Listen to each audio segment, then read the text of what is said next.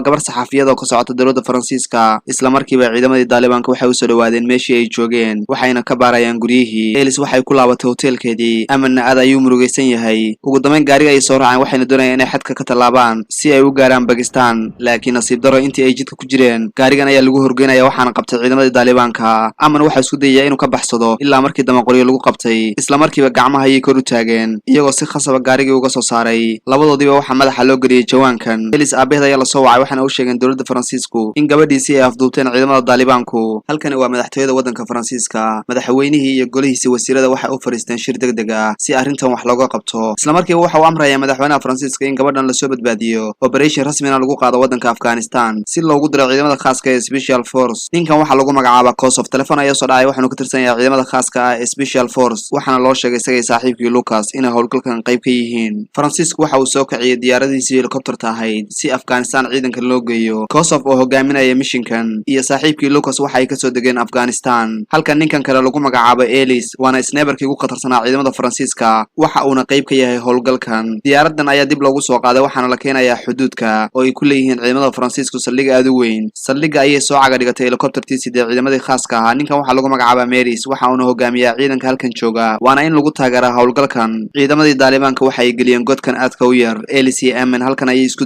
dulooynayaan Kosof waxa uu diyaarinayaa missionkii lagu howlgali lahaa dhammaantood halkan ayay joogaan waxayna isku diyaarinayaan howlgalkan aadka u halista badan ciidamadii Daalibaan waxa ay gabadhii banaanka uga soo saareen godkii ilaa uu markii dambe madaxa ka furay ninkan oo lagu magacaabo Saif isla markiiba qolkan ayuu soo gelinaya waxa uuna ka qaadayaa interview isagoo weydiinaya sababihii ay halkan u timi iyo cidda ka caawisay inay halkan timaado si ay u wareysato gabdhaha reer Afghanistan isla markiiba Aman ayaa la soo qabanaya waxaana la marsinayaa ciqaabaad u daran halka Elis ay aad u ooyeyso Faransiisku waxa uu soo dhaqaajiyay markabkiisii xambaarayay diyaaradaha waxa uuna keenay xeebaha Pakistan ninkan waxa lagu magacaabaa Kosof waxa uuna hogaamiyaa ciidamada badda madaxweynihii iyo golihiisa wasiirada halkan ayay yimaadeen kadibna waxa ay daaranayaan muuqaalkii aad ay uga naxayeen ficilada lagu sameeyay Aman iyo sidoo kale Elis Kosof iyo tiimkiisa waxay soo qaateen diyaaradan waxayna u socdaan meesha ay ku hayaan Elis iyo Aman ciidamada Daalibaanku inta uu howlgalku socdo ninkii sarkaalka ahaa waxa uu ku jiraa khadka waxaana la hadlayaa ciidamadiisii ilaa markii dambe madaxweynaha Faransiisku uu la hadlay Kosof waxa uu naga warbixinayaa howlgalka ilaa uu madaxweyne amar ku siiyay inuu haysto awood buuxda si ciidamada Daalibaan loogana soo badbaadiyay Elis iyo Aman diyaaradii waxa ay furtay xagga hoose Kosof iyo tiimkiisana waxay doonayaan inay ka daataan ilaa markii dambe diyaaradii ka soo wada daateen waxa ay joogaan area-dii ay joogeen ciidamada Daalibaanku kuna hayeen Elis iyo Aman baarshuudkii ay iska furfurayaan waxayna yimaadeen dhulkii si ay howlgalkoodii u fuliyaan ninkani waxa uu hogaamiyaa ciidamada Daalibaanka waxa uuna ku sugan yahay waddanka Pakistan qof ka mid ah sirdoonka Pakistan ayaa u sheegay in la doonayo in la dilo Saif iyo tiimkiisa isla markiiba waxa uu imaanayaa Saif waxa uu ugu soo galayaa qolka laabta ay isgelinayaan Saif kadibna waxa uu dhagta ugu sheegayaa in la dilo ka hor intaysan ciidamadu u imaan Elis iyo Aman Kosof iyo tiimkiisi waxa ay yimaadeen halkan waxa ayna darobin ku eegayaan ciidamada Daalibaan waxa ay yimaadeen xeradii ciidamada Daalibaanka ilaa ay markii dambe arkeen Aman iyo sidoo kale Elis oo halkan lagu jijiidayo Kosof ayaa missionka hogaaminaya waxa uu ku leeyahay qof idin kamid ah yuusan xabad ridin waxa ayna doonayaan inay qaab dhuumaalaysi ah ay ku galaan xerada gudaha ayay u soo galeen xeradii waxa ayna baadigoobayaan meesha ay ku xiran tahay Elis iyo Aman isla markiiba ninkan Daalibaanka ayaa ku soo baxay ilaa uu askarigana dilay gudaha ayay u galayaan ilaa markii dambe ilbaabkii jeelka iska fureen Kosof waxa uu xagga dambe ka maamulayaa tiimkiisa si aysan khasaare u soo gaarin dhammaantood telefoonka ay iskala hadlayaan xaggan sare waxa jooga ninkan sniperka ah ilaa uu markii dambe labadii waardiyaha uu dilay xabsiga ayay gudaha u soo galayaan ciidamadii Faransiiska ilaa ay markii dambe godka ugu galeen Aman iyo Elis markale si dhuumalaysi ay uga soo baxayaan xeradii ilaa mid kamid ah askartoodii ay xabad ku dhacday ciidamadii Daalibaanka waxa ay yimaadeen meeshii ilaa uu markii dambe Saif soo istaagay kadibna waxa loo sheegay in ciidamadii Mareykanka ay halkan soo weerareen isla markiiba waxa ay qaadayaan weerar aad u ballaaran halka ciidamadii Faransiisku ay ka baxsadeen meesha buurahan aadka u dhaadheer ayay lugeynayaan waxa ayna ku guuleysteen inay soo furtaan Elis iyo Aman laakiin ciidamadii Daalibaanku ay daba joogaan ilaa askarigan uu ku fiiriyay darobinka kadib markay ciidamada aad u farbadana ku soo socda isla markiiba waxa uu sheegay Kosofna waxa uu amray in ciidamada hore loo dhaqaajiyo diyaaradihii ciidamada Faransiiska ayaa halkan yimi waana laba helicopter ilaa markii dambe ciidamadii Daalibaanka ay arkeen xabad toos ayaa bilaabanaysa u dhaxaysa ciidamadii Faransiiska iyo sidoo kale ciidamadii Daalibaan ilaa markii dambe ninkan uu la soo baxay raadaarkiisa kadibna uu wacay taliyihii ka sareeyay waxa uu sheegay inay u baahan yihiin in meesha laga kaxeeyo ugu dambeyn ciidamadii Faransiisku waxay soo kaciyeen laba diyaarado helicopter ah laakiin Daalibaanka way arkeen ilaa ay mid kamid ah dhulka dhigeen ninkan askariga waxa uu dhulka ku dhuftay Aman waxa ayna ka shakiyeen Aman inuu la shaqeeyo ciidamada Daalibaanka isla markiiba hore ayay u soo kaxinayaan Aman madaxweynihii Faransiiska waxa la siinayaa warbixintii ugu dambeysay aad ayuuna la socdaa xaaladan ciidamadii Faransiiska halkan ayay rafaadsan yihiin waxayna ku gaartay xilli habeenimo ah gobolka ayaa u dhici rabaa waxa ayna lugeynayaan buurahan aadka u dhaadheer dhaadheer satellite-ka ay kala hadlayeen ciidamadoodii waa u go'ay ilaa ay habeennimadii ay halkan seexdeen. Labadan askari ayaa waardiye u ahaa ciidamada si aan loo soo weerarin. Dhammaantood halkan ayay habeennimadii qaateen. Subaxnimada ayaa la gaaray. Waxa ayna weli dhex marayaan buurahan aadka u dhaadheer iyagoo aan garanayn meesha u socdaan maadaama uu ka xumaaday taleefankii ay kula xiriirayeen saldhigoodii. Kosof halkan ayuu soo istaagayaa waxauna gacanta ku hayaa raadaarka dhulka. Isla markiiba waxa uu ku oranayaa waa inaan halkan ka tagnaa si aan u gaarno webi halkan ku yaala. Waxaan heli doonaa signalka aan kula xiriiri doono ciidamadeena si ay noogu yimaadaan diyaaraduhu. Sarkaalkii ciidamada badda halkan ayuu joogaa waxauna amrayaa in buuraha laga raadiyo diyaarad ayuu soo diray. Waxayna baadigoobayaan ciidamadii Faransiiska halka ciidamada Taliban ay weli daba joogaan ciidamadii Faransiiska. Buurihii ayay soo qaadayaan mar kale ilaa uu markii dambe Saif amray in ciidamo dheeraad loo diro. Isaga ayaa soo raacaya waxa uu hogaaminayaa howlgalka halka ciidamadii Faransiiska ay halkan ku nasanayaan. Ciidamadii Taliban-kuna way u soo dhawaadeen. Masaafo aad u yar ayay u jiraan. Dagaal toos ayaa bilaabanaya xabadda ayaa isla dhacaya balse ciidamadii Faransiiska dib ayay uga carareen meeshii. Xabadiina way istaagtay. Mar kale ayay dib u soo qaadayeen wadadii aadka u dheereyd halka sarkaalkii guud ee ciidamada uu soo qaatay diyaaradan si uu baadigoobo ciidamadiisii ka maqnaa. Ciidamadii Faransiiska waxa ay soo galeen tuuladan kadibna waxay la hadlayaan odayaashii magaalada waxayna ku leeyihiin waxaan wadnaa nabad balse odayaashii waxa uu sheegay inay soo dhaweynayaan ciidamada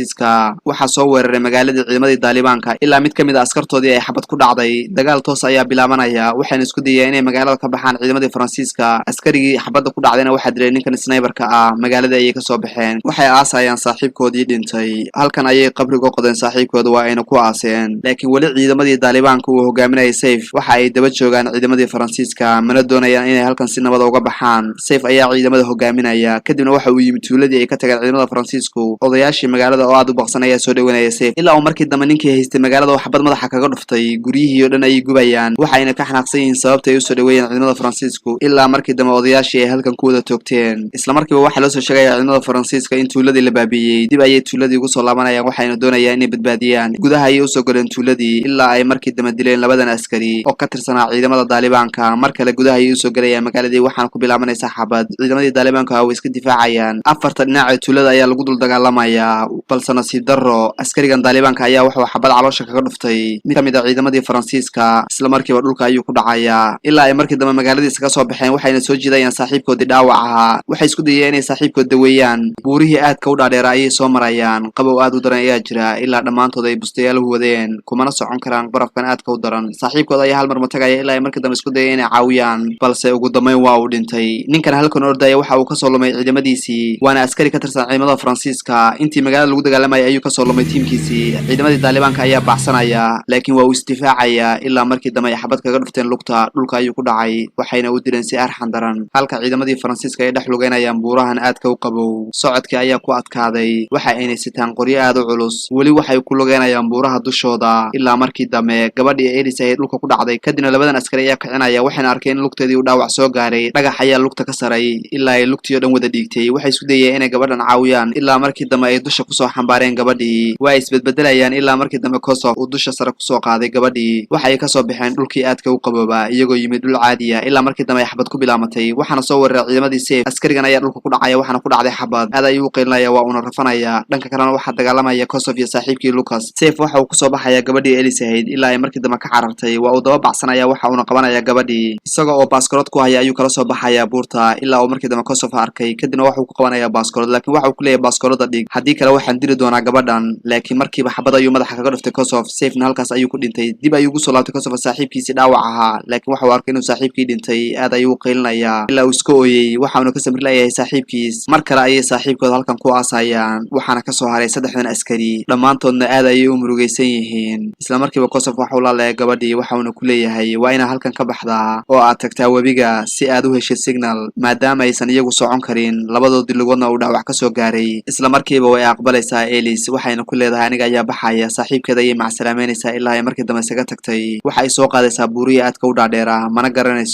garanayso waxa ku dhici karaa inta ay ku jirto safarkeeda. Habeennimo ayay gaartay waxa ay sii wadatay safarkeedii iyadoo kor maraysa buurahan aadka u dhaadheer si ay u hesho caawimaad. Habeenkiina halkaas ayuu ugu dhamaaday. Subaxnimadii saddexaad iyadoo dhulka jiifta waxa uu imaanaya gaarigan waana ciidamadii Faransiiska. Waxay keeneen saldhigii ugu dambeynna waa ay badbaaday Elise. Isla markiiba sarkaalka ayay u sheegaysaa in la baadigoobo labadii askari ee dhinaa. Diyaaradan ayay soo raacayaan ciidamadii Faransiisku waxayna soo kaxeynayaan Elise maadaama iyadu taqaano meesha ay joogaan. Ugu dambeyn waa ay heshay saaxiibadeed ilaa ay markii dambe iska oyday. Kosof iyo saaxiibkiina aad ayay u farxeen maadaama ay ka badbaadeen halistii ciidamada daalibaanka. daawadayaal filimkeeni maanta halkaas ayaan kusoo gabagabaynay tan iyo inta iskaga imaan doona muuqaalka xiga. waxaan idinka codsanayaa channelka inaad subscribe saartaan, muuqaalkana like noo saartaan. waa ku mahadsantihiin mar kale daawashadiina muuqaalka.